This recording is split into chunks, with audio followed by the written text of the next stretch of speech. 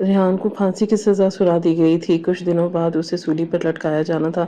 ریحان کی والدہ مقتول کے والدین کے پاس گئی، اپنے بیٹے کی زندگی کی بھیک مانگ رہی تھی۔ ہم سے ہمارا سب کچھ لے لو، یہ جائیداد، یہ گھر، لیکن ہمارے بیٹے کو معاف کر دو۔ مقتول کے والد نے ایک بار اس بوڑھی عورت کے چہرے کی طرف دیکھا اور پھر کہنے لگا، ٹھیک ہے، میں اپنے بیٹے کا خون معاف کرتا ہوں، لیکن میری بھی ایک شرط ہے۔ تیرے بیٹے کو ایک دن کے لیے قبر کے اندر دفن ہونا پڑے گا۔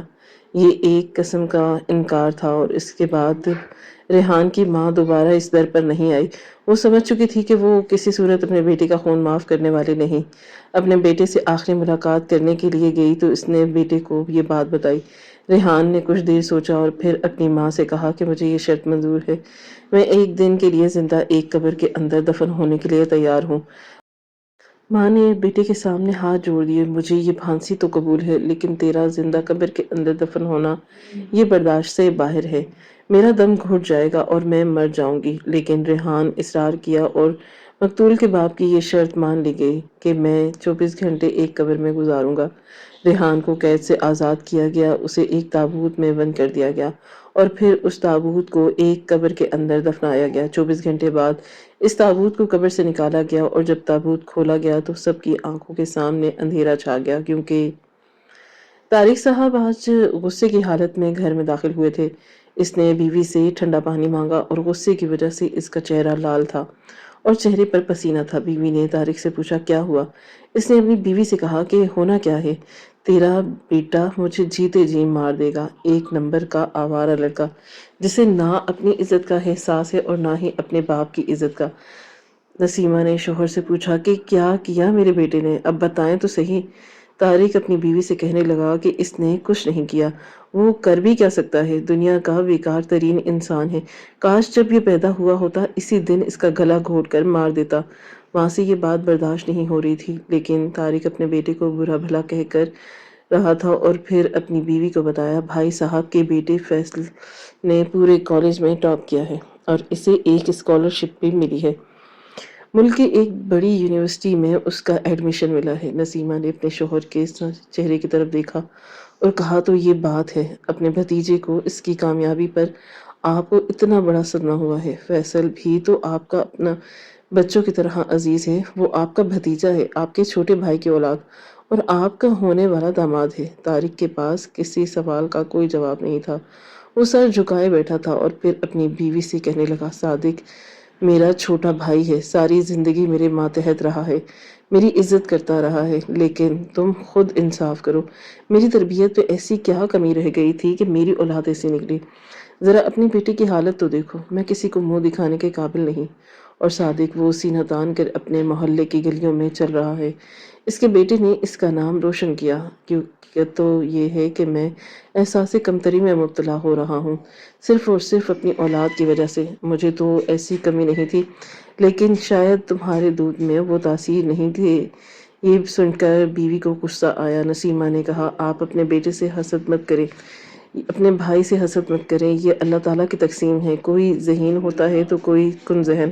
وہ غصے کی حالت میں اپنے کمرے میں چلی گئی، کمرہ اندر سے بند کیا اور پھر کمرے کے اندر رونے لگے۔ حقیقت تو یہ تھی کہ نسیمہ بھی اپنے بیٹے کی وجہ سے بہت پریشان تھی۔ وہ پڑھائی میں نالائق تھا، میٹرک میں تیسری بار فیل ہو رہا تھا اور اب وہ پڑھائی چھوڑ چکا تھا، سارا دن دوستوں کے ساتھ آوارہ گھومتا، اور پھر اس کے بعد طارق نے اپنے بیٹے کو ایک ورکشاپ پر کام کرنے کے لیے لگا دیا، یہی سوچ کر کہ اگر ساری زندگی یہ ایسے ہی رہا تو بیکار ہو جائے گا، لیکن ورکشاپ پر کام کرنے سے کم از کم کوئی ہنر تو اس کے ہاتھ میں آئے گا۔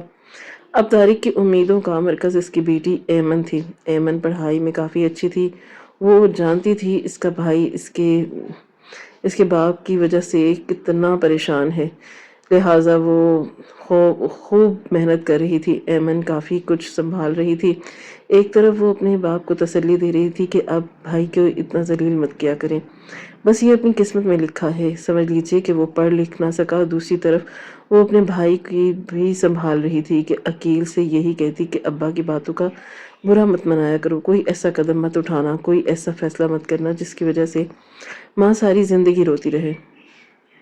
اور وہ اپنی ماں کو بھی تسلی دیتی تھی، کیونکہ جب طارق عقیل کو ہر وقت برا بھلا کہتا، اس پر ہاتھ اٹھاتا تو نسیمہ کا دل دکھتا، اس سے تکلیف ہوتی تھی، لیکن اس کے بس میں کچھ بھی نہیں تھا۔ نسیمہ آج کہیں جانے کی تیاری میں تھی۔ اس کی بیٹی ایمن گھر پر موجود تھی۔ اس نے ماں سے پوچھا، ماں کہاں جا رہی ہیں؟ اس نے ایمن سے کہا کہ میں ذرا صادق بھائی کے گھر جا رہی ہوں۔ ماشاءاللہ فیصل نے گولڈ میڈل حاصل کیا ہے، پوری یونیورسٹی میں پہلی پوزیشن حاصل کی ہے، اور سنا ہے کہ اس سے ایک اسکالرشپ بھی ملی ہے۔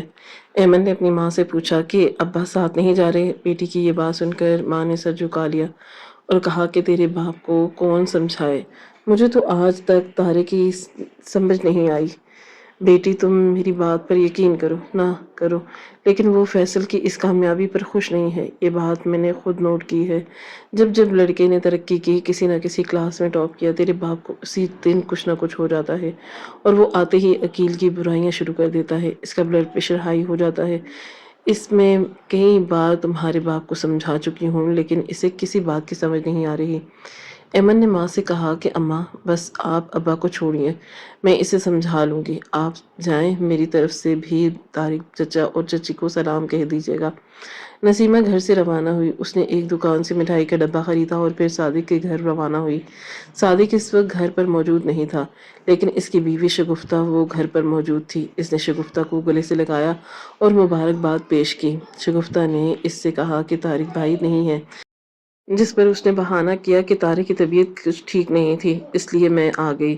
اس نے وہاں کچھ وقت گزارا۔ تھوڑی دیر بعد فیصل وہاں آیا تو اس نے فیصل کو مبارکباد پیش کی اور اسے دعائیں دی اور پھر واپس گھر آ گئی۔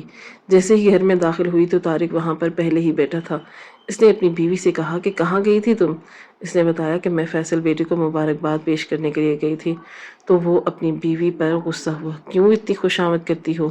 کیا ان کی خوشامد کرنا اتنا ضروری ہے؟ نسیمہ نے شوہر سے کہا، آپ کیسی باتیں کر رہی ہیں؟ وہ آپ کے بھائی کا بیٹا ہے۔ بھاڑ میں گیا بھائی اور اس کا بیٹا۔ اپنا بیٹا تم سے سنبھالا نہیں جاتا اور دوسروں کو مبارکباد پیش کرنے کے لیے چلی گئی۔ خبردار اگر آئندہ وہاں جانے کی کوشش بھی کی، اگر ہم بار بار ان کے گھر گئے تو صادق میں غرور آ جائے گا۔ وہ تو پہلے ہی اکڑ کر چلتا ہے، اپنے بیٹے کی وجہ سے مغرور ہو گیا ہے۔ یہ سن کر نسیمہ حیران تھی اور وہ ایمن بھی۔ وہ بھی اپنے باپ کو دیکھنے لگی اور کبھی ماں کی بے بسی کو، لیکن اب صبر کے علاوہ کوئی چارہ نہیں تھا۔ چند دن گزرے۔ فیصل نے اپنی ماں کو سامنے بٹھایا اور کہا کہ ماں میں آپ سے ضروری بات کرنا چاہتا ہوں، ابا کو بتانے سے پہلے یہ بات میں آپ کو بتا رہا ہوں۔ یہ سن کر شگفتہ نے بیٹے سے کہا کہ بیٹا کیا ہوا، بتاؤ تو، کوئی پریشانی والی بات ہے؟ وہ کہنے لگا کہ ہاں، وہاں پریشانی والی بات ہے، کیونکہ میں اپنے تایا سے محبت کرتا ہوں جتنی عزت میں اپنے باپ کی کرتا ہوں، تایا جان کی بھی اتنی ہی عزت کرتا ہوں، لیکن یہ بھی حقیقت ہے کہ میں ایمن سے محبت نہیں کرتا۔ میں مانتا ہوں وہ اچھی لڑکی ہے، سلجھی ہوئی ہے، لیکن میں اپنی کلاس فیلو سجل سے شادی کرنا چاہتا ہوں، وہ بھی مجھے پسند کرتی ہے۔ پچھلے 2 سال سے میں یہ بات آپ لوگوں سے چھپا رہا تھا، لیکن اب مجبوراً مجھے بتانا پڑا۔ میں زیادہ عرصہ اس بات کو نہیں چھپا سکتا تھا، کیونکہ سجل کے گھر اس کے رشتے کی بات چل رہی ہے۔ اس کا باپ اس کی جلدی شادی کرنا چاہتا ہے، اور اگر میں مزید خاموش رہتا تو سجل کی شادی ہو جاتی۔ میں اس سے بہت محبت کرتا ہوں۔ اس کی ماں نے اپنے بیٹے کو پڑھا لیا۔ اس نے بیٹے سے کہا کہ فکر مت کرو، میں تمہارے باپ سے بات کرتی ہوں، اور صادق کا انتظار کرنے لگی۔ وہ جانتی تھی یہ معاملہ اتنا آسان نہیں ہے، لیکن بیٹی کی پسند کے بارے میں بتانا بھی ضروری تھا۔ ساتھ ایک گھر آیا تو اس نے اس سے بات کی اور صادق کو بتایا کہ فیصل اپنی ایک کلاس فیلو کو پسند کرتا ہے۔ خاندان بھی بہت بڑا ہے۔ صادق جو کھانا کھا رہا تھا، نوالا اس کے ہاتھ میں رہ گیا۔ یہ سن کر اس کی بھوک مٹ گئی۔ بیوی شگفتہ سے کہا کہ شگفتہ تم جانتی ہو کہ فیصل کی تو ایمن سے منگنی طے ہو گئی ہے۔ شگفتہ نے کہا کہ اس وقت وہ دونوں چھوٹے تھے اور یہ منگنی ہم نے کی تھی کہ ہم نے بچوں سے پوچھا تھا۔ صادق یہ بہت ناانصافی ہوگی، اپنے بچوں پر بہت بڑا ظلم ہوگا۔ ان کی رضامندی کے بغیر ہم نے اتنا بڑا فیصلہ کیا اور اب ہم شادی کر رہے ہیں، جبکہ تمہارا بیٹا کسی اور لڑکے سے شادی کرنا چاہتا ہے اور میں اس کی ماں ہوں۔ میں نے اس کا چہرہ دیکھا تھا، اس کا چہرہ زرد ہو رہا تھا اور وہ مجبور لگ رہا تھا۔ صادق نے کہا ٹھیک ہے، میں بھائی صاحب سے بات کروں گا، ویسے تو میرے میں ہمت نہیں ہے کہ میں اپنے بھائی کو سامنا کر سکوں، لیکن چونکہ یہ بیٹے کی خوشی کا معاملہ ہے تو میں بھائی سے بات ضرور کروں گا۔ وہ طارق سے ملنے کے لیے آیا۔ طارق اس وقت اخبار پڑھ رہا تھا۔ وہ ہاتھ جوڑے کر کے اپنے بھائی کے سامنے کھڑا ہو گیا اور پھر کہنے لگا، طارق بھائی، آپ سے ایک بات کرنی ہے۔ طارق نے چشمہ اتارا اور صادق کی طرف دیکھتے ہوئے کہا، بولو کیا بات ہے، اتنے گھبرائے ہوئے کیوں ہو؟ تمہیں تو خوش ہونا چاہیے، تیرے بیٹے نے تمہارا نام پورے ضلع میں مشہور کیا۔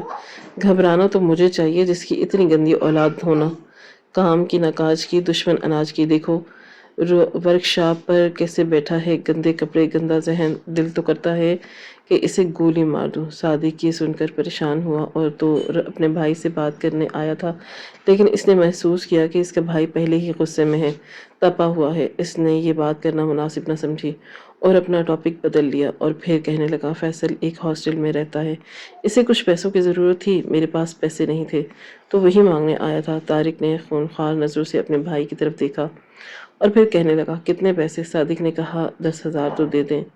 اس نے کہا، ٹھیک ہے دے دوں گا، آج شام تک میرا ملازم تمہیں 10,000 دے دے گا۔ یہ ایک حقیقت تھی، دونوں بھائیوں کی 20 ایکڑ زمین تھی جو کہ گاؤں میں تھی، ایک مشترکہ زمین تھی۔ ابھی تک انہوں نے جائیداد میں بٹوارہ نہیں کیا تھا، حالانکہ ان کی اولاد جوان ہو چکی تھی، اور بٹوارہ نہ ہونے کی وجہ سے یہی تھی کہ طارق نے نہیں چاہتا تھا کہ یہ بٹوارہ ہو اور صادق کو تھوڑے بہت پیسے دے دیتا تھا، لیکن مجموعی طور پر سارے پیسے اسی کے اپنے پاس ہوتے تھے۔ وہ اپنے چھوٹے بھائی کو صرف خرچ دیتا تھا اور صادق کو بھی اپنی حیثیت اچھی طرح جانتا تھا، لہٰذا اس نے بھی اپنے بڑے بھائی طارق سے کبھی ایسا نہیں کہا تھا کہ ہماری اولاد تو جوان ہو چکی ہے، ہمیں جائیداد میں بٹوارہ کرنا چاہیے۔ نہ ہی اس کی ہمت تھی کہ وہ بھائی سے ایسی بات کر سکتا، لہٰذا وہ خاموش تھے اور اسے چھوٹا موٹا خرچ مل جاتا تھا۔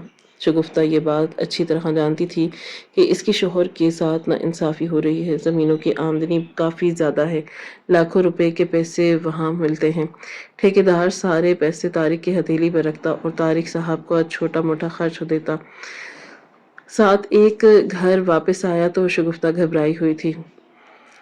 اس نے اپنے شوہر سے پوچھا کہ بھائی صاحب سے بات کی تو اس نے کہا، میری ہمت نہیں ہوئی بھائی سے کہنے کی، کیسے بات کروں، میری زبان لڑکھڑا گئی۔ بھائی صاحب عقیل کی وجہ سے بہت پریشان تھے اور ان کے چہرے پر غصہ بھی تھا، میری ہمت نہیں ہوئی میں پھر بھی کبھی یہ بات کروں۔ اس نے اپنے شوہر سے کہا، کوئی ضرورت نہیں، میں خود جاؤں گی، میں بھائی صاحب سے بات کر لوں گی، آپ کو جانے کی ضرورت نہیں ہے۔ شگفتہ نے یہ طے کر لیا تھا کہ وہ اپنے بیٹے کے لیے خود طارق سے بات کرے گی اور وہ گئی۔ طارق نے اسے دیکھا اور کہا کہ کیوں آئی ہو؟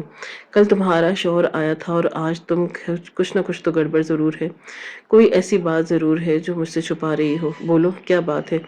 شگفتہ نے طارق سے کہا کہ بھائی صاحب، بات دراصل یہ ہے کہ صادق آپ کا چھوٹا بھائی ہے اور وہ آپ کا بہت احترام کرتا ہے، اس کی ہمت نہیں تھی کہ یہ بات کرنے کی۔ فیصل اپنی کلاس فیلو لڑکی کو پسند کرتا ہے، اس کا نام سجل ہے اور وہ اسی سے شادی کرنا چاہتا ہے۔ اللہ گواہ ہے، ہم نے کبھی اپنے بچوں کو یہ نہیں کہا اور نہ ہی ہم یہ چاہتے ہیں کہ ایمن سے اس کا یہ رشتہ ٹوٹ جائے۔ میری تو شروع سے ہی خواہش تھی کہ ایمن ہمارے گھر کی بہو بنے۔ میری تو شروع سے ہی یہی خواہش تھی کہ ایمن ہمارے گھر کی بہو بنے۔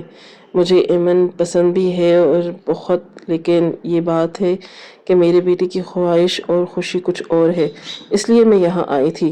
اس نے شگفتہ سے کہا کہ دفع ہو جاؤ اس وقت یہاں سے اور اپنے شوہر کو میرے پاس بھیجو، میں اسے بالوں سے پکڑ کر اسے سمجھاؤں گا کہ کیسے یہ رشتہ توڑے جاتے ہیں۔ اس نے شگفتہ کو خوب ذلیل کیا، حالانکہ اس کی بیوی نسیمہ اپنے شوہر کو منع کر رہی تھی کہ ایسا مت کریں، مگر اس نے شگفتہ کو دھکے دے کر گھر سے نکالا اور کہا کہ جلدی سے اپنے شوہر کو میرے پاس بلاؤ ورنہ میں تم لوگوں کو برباد کر دوں گا۔ بیچاری شگفتہ روتی ہوئی گھر واپس آئی، اس کے بال بکھرے ہوئے تھے اور اس نے اپنے شوہر کو بتایا کہ بھائی صاحب نے میرے ساتھ ایسا سلوک کیا۔ صادق جتنا بھی اپنے بھائی سے ڈرتا تھا، اس کا احترام کرتا تھا، لیکن اپنی بیوی کو اس حال میں دیکھ کر اس سے برداشت نہ ہوا اور وہ فوراً طارق بھائی کے گھر روانہ ہوا اور ان سے کہا کہ آپ کو ایسا نہیں کرنا چاہیے تھا، وہ میری عزت ہے، میرے بیٹے کی ماں ہے، آپ نے ایسا کیوں کیا؟ میں آپ کا بہت احترام کرتا ہوں، عزت کرتا ہوں، لیکن آپ نے ساری حدیں پار کی۔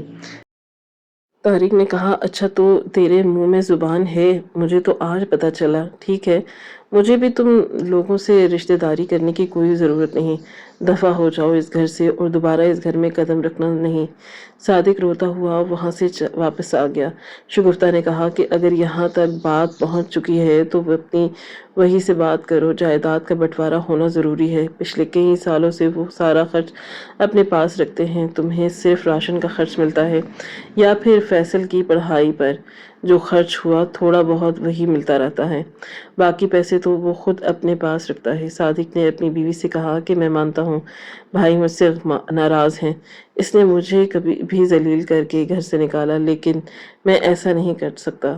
حالات بھی ایسے نہیں ہیں کہ میں بھائی سے جائیداد کے بٹوارے کی بات کروں۔ تم صبر کرو، میں بھی صبر کرتا ہوں۔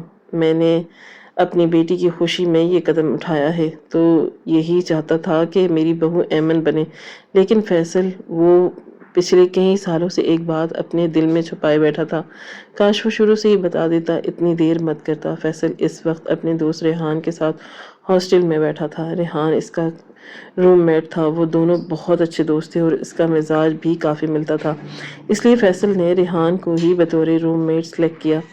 اس کی ماں نے اسے فون کیا اور فیصل کو بتایا کہ ہم نے طارق بھائی سے بات کی ہے، وہ کافی غصے میں تھے اور ہمارے اس فیصلے پر کافی برہم بھی تھے، لیکن تم فکر مت کرو، تمہیں تمہاری محبت ضرور ملے گی۔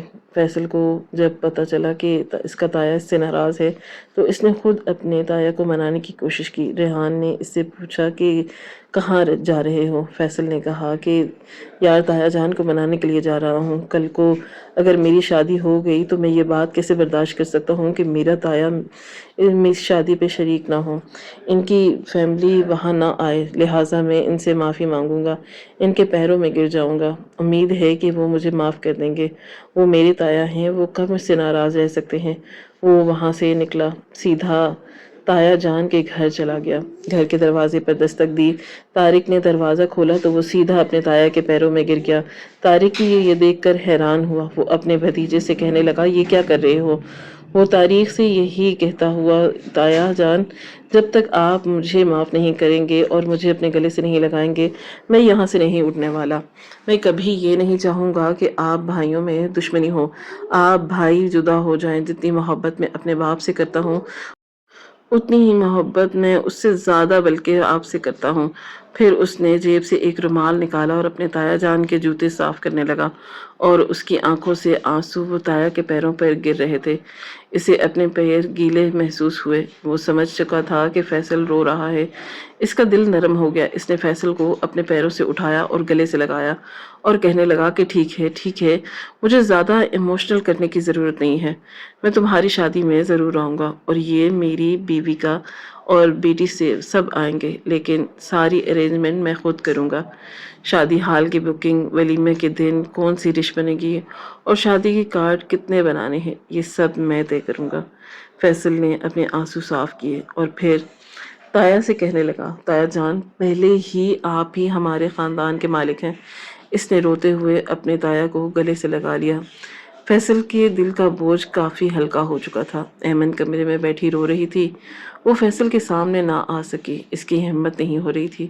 فیصل گھر گیا، اپنے والدین کو بتایا کہ میں نے تایا کو راضی کر لیا ہے۔ یہ جان کر شگفتہ اور صادق کافی خوش ہوئے۔ اگلے مہینے کی 12 تاریخ کو ان کی شادی تھی، سجل کے ساتھ اس کی شادی طے ہو گئی۔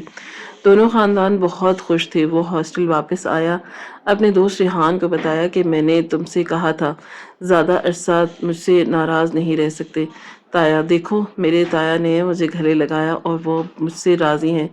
یہ سن کر ریحان بھی کافی خوش ہوا۔ شادی کے دن قریب آ رہے تھے، ایک ہفتہ باقی تھا، لیکن پتہ نہیں اس خوشی کو کس کی نظر لگ گئی۔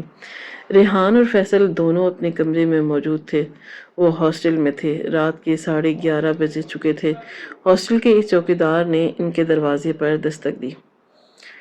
ریحان نے دروازہ کھولا تو اس نے ریحان سے کہا، تمہارے باپ کی طبیعت خراب ہے، وہ اسپتال میں ہے، کوئی تمہیں لینے آیا ہے۔ یہ سن کر ریحان پریشان ہوا، ہاسٹل کے دروازے پر پہنچا تو وہاں پر ایک انجان شخص کھڑا تھا، جس نے کہا، میں اسپتال کی طرف سے آیا ہوں، مجھے ڈاکٹر نے بھیجا ہے، آپ کا باپ وہاں ایڈمٹ ہے۔ مجھے ڈاکٹر نے بھیجا ہے، آپ کا باپ وہاں ایڈمٹ ہے۔ وہ بھوکلا گیا۔ اسے کچھ سمجھ نہ آیا اور تصدیق کرنے کے لیے اس نے اپنے گھر فون کیا۔ وہ اسے انجان شخص کے پیچھے موٹر سائیکل پر بیٹھا تھا۔ اسپتال کے دروازے پر وہ انجان شخص اس نے ریحان کو اتارا اور وہاں پر لاپتہ ہو گیا۔ ریحان کو کچھ سمجھ نہیں آ رہی تھی کہ نہ اس نے وہاں ہسپتال کا کمرہ نمبر بتایا اور وہ وہاں سے چلا بھی گیا۔ ریحان ہسپتال میں داخل ہوا، ہر ایک سے پوچھ رہا تھا یہاں شفیق احمد نامی کوئی مریض موجود ہے؟ تو تمام لوگوں نے اس سے کہا کہ پورے اسپتال میں شفیق نامی مریض کی کوئی انٹری نہیں ہوئی اور نہ ہی اسے لایا گیا۔ وہ پریشان ہوا، جلدی سے اس نے گھر میں فون کیا، اپنے باپ کے نمبر پر فون ملایا تو آگے سے کوئی فون نہیں اٹھا رہا تھا۔ تجسس ہونے لگا اور گھر پہنچا تو اس کا باپ سو رہا تھا، موبائل بھی سائلنٹ پر تھا۔ مانی اچانک ریحان کو دیکھا تو کہا کہ ہوا کیا ہے بیٹا؟ ریحان نے اپنی ماں کو بتایا کہ میرے ساتھ پتہ نہیں کیوں کسی نے ایسا مذاق کیا، ایک شخص نے مجھے بتایا کہ تمہارے باپ کی طبیعت ٹھیک نہیں ہے اور وہ پھر اسپتال کے گیٹ پر مجھے چھوڑ کر وہاں سے چلا گیا۔ ریحان کی والدہ کافی پریشان ہوگی اور اس نے کہا کہ اللہ بیڑا غرق کرے ایسے لوگوں کا جو کسی کا سکون خراب کر کے پتہ نہیں کیا چاہتے ہیں۔ ان کو تمہیں کچھ بھی فکر نہیں کرنی چاہیے، ضرورت نہیں تمہیں، تمہارے باپ کو کچھ نہیں ہوا۔ اس نے اپنے والد کو نیند سے جگانا مناسب نہ سمجھا، ان کے پیروں کا بوسہ لیا اور چپ چاپ وہاں سے واپس ہاسٹل چلا گیا۔ لیکن وہاں ایک قیامت پہلے ہی اس کے انتظار میں تھی۔ وہ کمرے میں داخل ہوا تو فیصل بیڈ پر دراز پڑا تھا اور ساتھ ہی ایک لوہے کا راڈ تھا۔ اس نے وہ راڈ اٹھایا، اسے غور سے دیکھا، فیصل کا جسم ٹھنڈا ہو رہا تھا اور سر پر غور کیا تو نیچے تکیے پر تھوڑا سا خون تھا۔ اس کے سر پر لوہے کے راڈ سے وار کیا گیا تھا۔ اس نے ایک چیخ بلند کی۔ اس کی چیخ سن کر پورا ہاسٹل وہاں جمع ہو گیا۔ کافی لوگ وہاں جمع تھے، ہاسٹل کا وارڈن بھی آیا۔ سب نے دیکھا فیصل وہاں پر مرا پڑا تھا۔ وارڈن نے سب سے پہلے ریحان سے یہی کہا کہ تو نے ایسا کیوں کیا، اپنے روم میٹ کو کیوں مارا؟ ریحان کے اوزان خطا ہو گئے، اس کے ہاتھ پاؤں کانپنے لگے۔ اس نے کہا کہ میں ایسا کیوں کروں گا؟ میں تو وہاں گیا تھا، اپنے چوکیدار سے پوچھ لیجئے، میں ابھی باہر سے آیا ہوں۔ کسی نے مجھ سے جھوٹ بولا تھا کہ تمہارا باپ اسپتال میں ہے، وہ بیمار ہے۔ وارڈن جس کا نام نصیر تھا اس نے کہا ٹھیک ہے، وہ ابھی سچ اور جھوٹ کا پتہ چل جائے گا۔ چوکیدار کو بلایا گیا۔ نصیر نے اس سے پوچھا کہ یہ باہر گیا تھا؟ چوکیدار نے اس بات کا صاف انکار کر دیا اور کہا کہ نہیں صاحب، پچھلے 2 گھنٹے سے ہاسٹل سے کوئی باہر نہیں گیا لڑکا۔ چوکیدار کی اس گواہی کے بعد اب شک کی کوئی گنجائش نہیں رہتی تھی۔ پولیس اسٹیشن فون گیا اور نصیر نے کہا کہ ہاسٹل میں ایک قتل ہوا ہے، مجرم ہاسٹل میں ہی موجود ہے۔ پولیس وہاں آئی، ہاسٹل میں گئی اور ایسے طالب علم تو جو ریحان کو ملامت کر رہے تھے، کوئی کہہ رہا تھا کہ یہ اپنے دوست سے حسد کرتا تھا، اس نے گولڈ میڈل لیا، اس نے کالج ویٹ پر کیا، اس لیے اس نے مار دیا۔ کوئی کہہ رہا تھا کہ یہ لڑکا ریحان یہ سجل سے محبت کرتا تھا اور جب اسے پتہ چلا کہ سجل اور فیصل کی شادی ہونے والی ہے اس لیے اس نے اسے مار دیا۔ کئی باتیں ہونے لگیں، لیکن ریحان اس وقت شوق میں تھا، اس کے الفاظ ختم ہو چکے تھے۔ اپنی بے گناہی میں وہ کچھ نہیں کہہ رہا تھا کیونکہ ابھی اس کا دماغ یہ بات تسلیم نہیں کر رہا تھا کہ اس کا دوست اس سے جدا ہو گیا۔ تھوڑی دیر ہی گزری تھی کہ پولیس آئی اور اسے گرفتار کر لیا گیا۔ ریحان نے اپنی صفائی میں کچھ بھی نہ کہا، صرف وہ رو رہا تھا اور جب اسے ہاسٹل سے گرفتار کیا گیا تو باقی طالب علم اس پر بوتلیں پھینکنے لگے، پانی، اور کچھ ایسے تھے جو اس پر پتھراؤ کر رہے تھے۔ دھوکے باز مکار انسان، اپنے روم میٹ کو مار دیا۔ ہاسٹل میں خوف و ہراس کا عالم تھا۔ وہاں ایک قتل ہوا تھا، طالب علم کے درمیان خوف و ہراس پایا گیا اور عارضی طور پر اس ہاسٹل کو بند کر لیا گیا۔ تمام طالب علم اپنے اپنے گھروں واپس چلے گئے۔ پورے شہر میں جنگل کی آگ کی طرح بات پھیل گئی۔ یہ خبر پہنچ چکی تھی اور فیصل کے والدین تک جب یہ خبر پہنچی تو شگفتہ کو وہاں گھر میں ہی بے ہوش ہو گئی۔ اس کی طبیعت خراب ہو گئی، جبکہ صادق کبھی کسی چیز کا ہوش نہیں تھا۔ ریحان کو جیل منتقل کیا گیا اور جب فیصل کی لاش کو اس کے گھر لایا گیا تو پورا محلہ سوگوار تھا۔ شگفتہ ہسپتال میں داخل تھی، صادق اپنی بیوی کے ساتھ وہیں پر موجود تھا، جبکہ فیصل کا تایا طارق اس کے گھر میں موجود تھا، اپنے بھتیجے کی لاش پر بہن کر رہا تھا۔ اسے وہ لمحہ یاد آیا جب فیصل اس کے پاس آیا تھا، اس کے قدموں میں گر گیا۔ فیصل کی تدفین ہوئی اور چند دن بعد فیصل کے ماں یہ صدمہ برداشت نہ کر سکی۔ اسپتال میں ہی اس کی وفات ہوئی۔ صادق کو دنیا اجڑ گئی۔ ایک ہی دن ہفتے کے اندر اندر اس کا نوجوان بیٹا اور اس کی بیوی اسے چھوڑ کر چلے گئے۔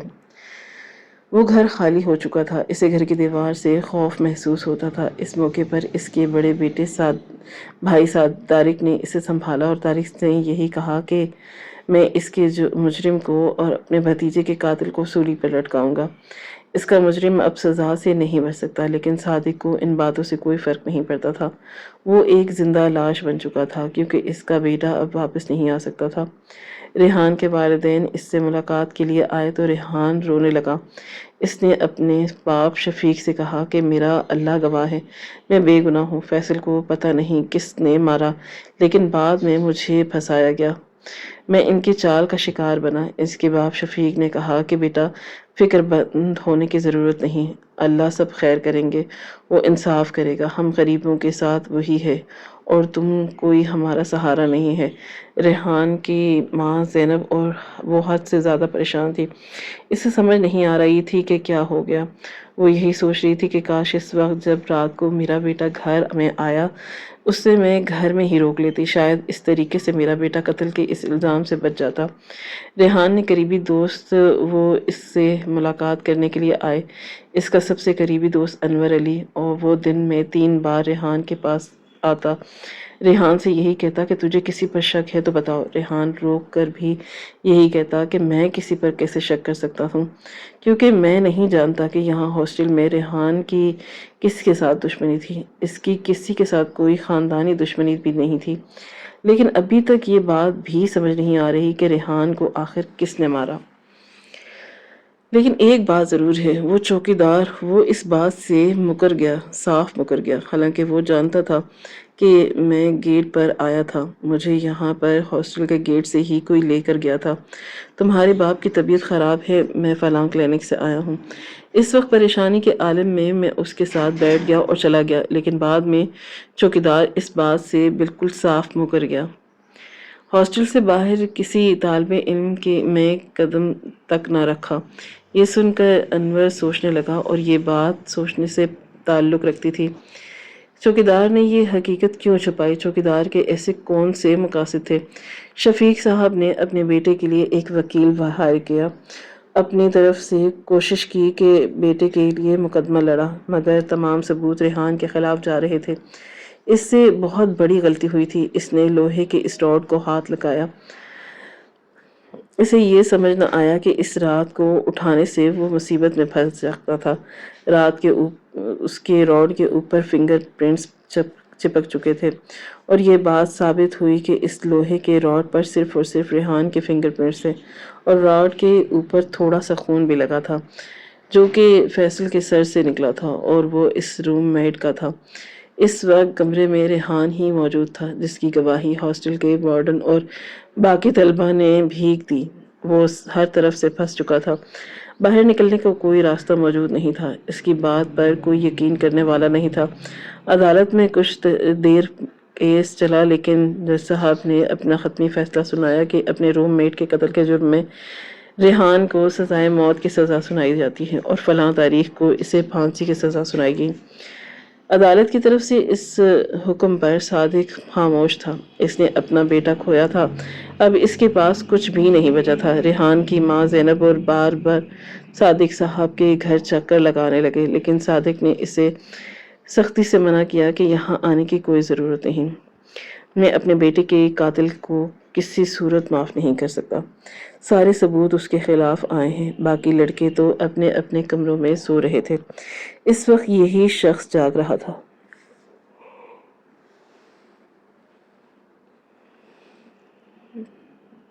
میرے بیٹے کو مار دیا، میری بیوی بھی مجھے چھوڑ کر چلی گئی، دوبارہ آنے کی کوشش مت کرنا، کبھی بھی اس ظالم شخص کو معاف نہیں کر سکتا۔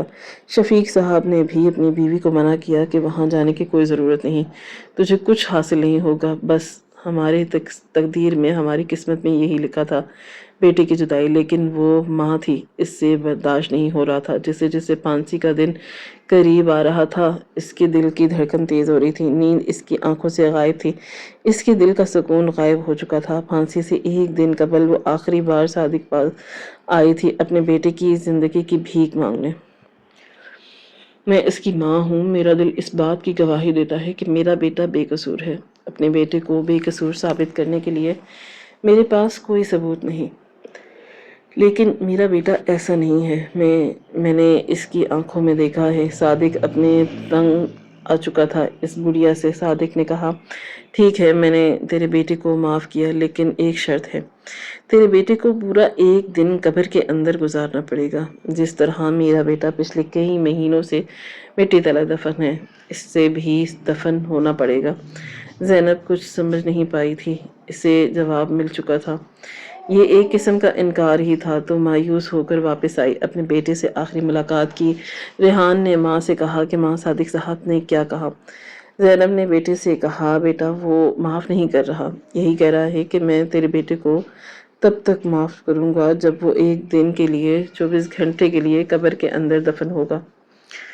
ریحان نے تھوڑی دیر سوچا اور پھر وہاں سے کہا، ماں مجھے ان کی شرط منظور ہے۔ زینب رونے لگی، بیٹا کیسی باتیں کر رہی ہو، میں یہ برداشت کیسے کروں گی کہ تو سولی پر لٹک جائے، لیکن جتنے جیتے جی میں تجھے منو مٹی تلے دفن نہیں ہونے دوں گی، مجھ سے یہ کیسے برداشت ہوگا؟ لیکن ریحان کے دماغ میں کچھ اور ہی چل رہا تھا۔ اس کا باپ بھی وہاں آ چکا تھا اور اس نے کہا کہ مجھے صادق صاحب کی یہ شرط منظور ہے۔ بیٹے کے اصرار پر وہ صادق کے پاس گئے اور کہا کہ ہمارا بیٹا زندہ دفن ہونے کے لیے تیار ہے، وہ بھی پورے 24 گھنٹے کے لیے۔ ریحان نے فوراً اپنے دوست انور کو بلایا اور اس سے کہا کہ میری بات غور سے سنو، میری اس ہدایت پر عمل کرنا۔ مجھے 24 گھنٹے کے لیے ایک قبر میں دفنایا جائے گا اور یہی میرے پاس موقع ہے اپنے آپ کو بے گناہ ثابت کرنے کا۔ اس نے اپنے دوست انور کو چند ہدایت دی اور اس نے اپنے باقی ساتھیوں کو ساتھ ملایا۔ کل اسے ایک قبر میں دفنایا گیا اور آج رات اس کے دوست ہو نہ سکے۔ انہوں نے اپنے دوستوں کے لیے ایک بہت بڑا کام کرنا تھا۔ اگلے دن اسے جیل سے آزاد کیا گیا۔ ریحان نے کہا، اگر مجھے دفنایا ہی ہے تو اپنے دوست کی قبر کے ساتھ ہی دفنایا جائے۔ اگر میں مر گیا تو اپنے دوست کے ساتھ ہی دفن ہو جاؤں گا، اور اگر زندہ رہا تو یہ میری اپنی قسمت ہے۔ قبرستان میں فیصل کے ساتھ والی جگہ پر ایک قبر کھودی گئی، ایک لکڑی کا تابوت تیار کیا گیا اور ریحان نے آخری بار اپنے والدین کو اپنے گلے لگایا اور لکڑی کے اس تابوت میں سو گیا۔ اس تابوت کو بند کیے گیا اور اس تابوت کو ایک گہری قبر میں رکھ کر قبر کا منہ بھی بند کر دیا گیا۔ لوگ وہاں سے جا چکے تھے، لیکن ریحان کی ماں قبر پر بیٹھی رہی، وہ رو رہی تھی۔ اسے اندر سے ایک آواز سنائی دی، جیسے تابوت پر کوئی ہاتھ مار رہا ہو، تڑپ رہا ہو، اپنی آخری سانسیں لے رہا ہو۔ یہ آواز اسے پریشان کرنے لگی، اس سے برداشت نہ ہوا اور وہ روتی ہوئی وہاں سے چلی گئی۔ اپنے شوہر سے کہا کہ میرا بیٹا نہیں بچے گا، اس کا سانس بند ہو رہا تھا اور وہ قبر میں تڑپ رہا تھا۔ پتہ نہیں میرے بیٹے نے کیا سوچ کر یہ شرط قبول کی ہوگی۔ 24 گھنٹے گزر چکے تھے، جلدی سے اس قبر کو کھودا گیا۔ لوگوں کو اپنی آنکھوں پر یقین نہ آیا، تابوت خالی تھا، اسے توڑ دیا گیا اور قبر کے اندر سے ایک سرنگ کھودی گئی تھی، جو کہ دیوار کے اس پار قبرستان کے احاطے سے کھلتی تھی۔ یہ کام اس کے دوستوں نے کیا تھا، پچھلی رات وہ یہی کام کر رہے تھے، ایک خفیہ سرنگ جس کے ذریعے وہ اپنے دوست کو باہر لے گئے۔ انسپکٹر کو غصہ آیا، شہر کا چپا چپا چھانا مارا گیا اور وہ شخص زندہ نہیں بچنا چاہیے، جہاں بھی نظر آئے گولی مار دینا۔ پورے شہر میں ریحان اور اس کے دوستوں کو تلاش کیا گیا، مگر ریحان اور اس کے دوست نہ صرف خود غائب تھے بلکہ انہوں نے چوکیدار کو بھی غائب کر دیا تھا۔ اسے گھر سے اغوا کیا گیا، چوکیدار کو اور وہ ایک جنگل میں لے کر گئے۔ تھوڑا ہی تشدد کرنے پر چوکیدار نے بتایا کہ ہاسٹل میں ایک لڑکا ہے جس کا نام سرور ہے۔ اس نے بھی مجھے 20,000 دیے تھے اور کہا تھا ریحان کو لینے کے لیے ایک لڑکا آئے گا، بس تم نے ریحان کو اطلاع دینی ہے کہ باہر تم سے کوئی ملنا چاہتا ہے، اور یہ کہ تمہارا باپ اسپتال میں ایڈمٹ ہے۔ سرور کو اٹھانا ضروری نہیں، لیکن اب وہ شہر میں داخل نہیں ہو سکتے تھے۔ ہر جگہ پولیس کے پہرے تھے، ہر ناکے پر پولیس کی گاڑیاں تھیں۔ سرور کو پکڑنا بہت ضروری تھا، لہٰذا دھوکے سے خود چوکیدار نے ہی اسے کال کی۔ اسے زبردستی اس کال کرنے پر مجبور کیا گیا، اور چوکیدار نے سرور سے کہا کہ فلاں جگہ پر تمہارا انتظار کر رہا ہوں، ہماری ملاقات بہت ضروری ہے، ورنہ تمہارے بارے میں یہ حقیقت پتہ چل جائے گی کہ تم نے ہی فیصل کو مارا تھا۔ یہ سن کر سرور حیران ہوا، چوکیدار سے کہا کہ اس وقت تم کہاں ہو؟ چوکیدار نے اسے اپنی لوکیشن بتائی۔ سرور کو پکڑے جانے کا ڈر تھا، لہٰذا وہ بتائی گئی لوکیشن پر پہنچا۔ فوراً ریحان اور اس کے ساتھیوں نے سرور کو پکڑ لیا، اسے مارا، بھوکا پیاسا رکھا، درخت کے ساتھ لٹکایا۔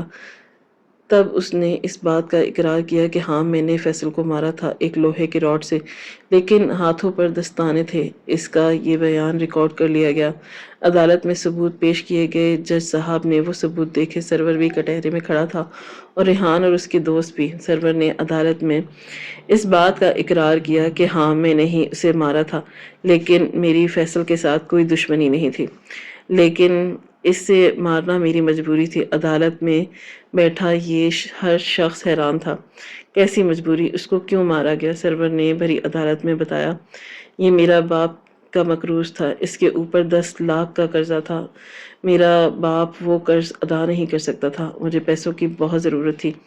پھر ایک دن فیصل کے تایا طارق نے مجھے بلایا ایک ہوٹل پر، فیصل کو مارنے کے لیے بدلے 10 لاکھ دینے کا فیصلہ کیا۔ عدالت میں سناٹا چھا گیا۔ فیصل نے کہا یہ جھوٹ ہے، میں اپنے بھتیجے کو کیوں ماروں گا؟ سرور عدالت میں ویڈیو ثبوت پیش کرنے لگا، میں ہی اس نے طارق کی ویڈیو بتائی اور جس میں طارق نے بھتیجے کو مارنے کے لیے سپاری دی تھی۔ اس نے ایڈوانس میں 2 لاکھ روپے دیے تھے اور 8 لاکھ کام ہونے کے بعد دینے کا وعدہ کیا۔ طارق کے چہرے کا رنگ اڑ گیا۔ طارق نے دور سے ہی اپنے بھائی سے کہا، کیوں بھائی، کیوں آپ نے مجھے برباد کر دیا؟ طارق کی بیوی نسیمہ، وہ بھی عدالت میں موجود تھی۔ اس نے پہلی بار اپنے شوہر کا گریبان پکڑا اور پھر اسے کہنے لگی، کیوں آپ نے اس معصوم کو مار دیا؟ وہ تو آپ سے معافی مانگنے آیا تھا، وہ تو آپ کے پیروں میں گر گیا تھا۔ طارق نے چیخ کر کہا، ہاں ہاں میں نے مارا، جج صاحب، میں نے ہی مارا اپنے بھتیجے کو۔ میں برداشت نہیں کر سکتا تھا کہ وہ ترقی پر ترقی کرے جائے اور میری اولاد سے برتری لے جائے۔ اس کا باپ میرے ماتحت تھا، لیکن میں جانتا تھا کہ صادق کی اولاد کبھی بھی میری اولاد کے ماتحت نہیں ہو سکتی۔ صادق کی اولاد کبھی بھی میری اولاد کی ماتحت نہیں ہو سکتی۔ میرا بیٹا تو ناکارہ تھا، اسی حسد میں نے مار دیا طارق کو۔ فوراً گرفتار کر لیا گیا۔ حیران تھے سب، پریشان تھے، انہیں اس بات کی توقع بالکل بھی نہیں تھی۔ فیصل کے قتل کے پیچھے اس کا ہاتھ ہے، اس کے اپنے تایا کا ہاتھ ہو سکتا ہے، جو فیصل کی لاش پر رو رہا تھا، اپنے سر کے بال نوچ رہا تھا، لیکن اس کی یہ مکاری، یہ منافقت منظر عام پر آ چکی تھی۔ فیصل کے حقیقی مجرم پکڑا گیا اور وہ اپنے جیل کی سلاخوں کے پیچھے تھا، لیکن نہ اس کی اولاد اس سے ملاقات کرنے کے لیے آئی، نہ ہی اس کی بیوی۔ سب نے اس سے تعلقات ختم کر دیے۔ طارق کو عمر قید کی سزا سنا دی گئی۔ حوالدار نے بتایا کہ وہ جیل کی سلاخوں کے ساتھ اپنا سر مارتا ہے، پچھتا رہا ہے، میں خود کو زخمی کرتا رہا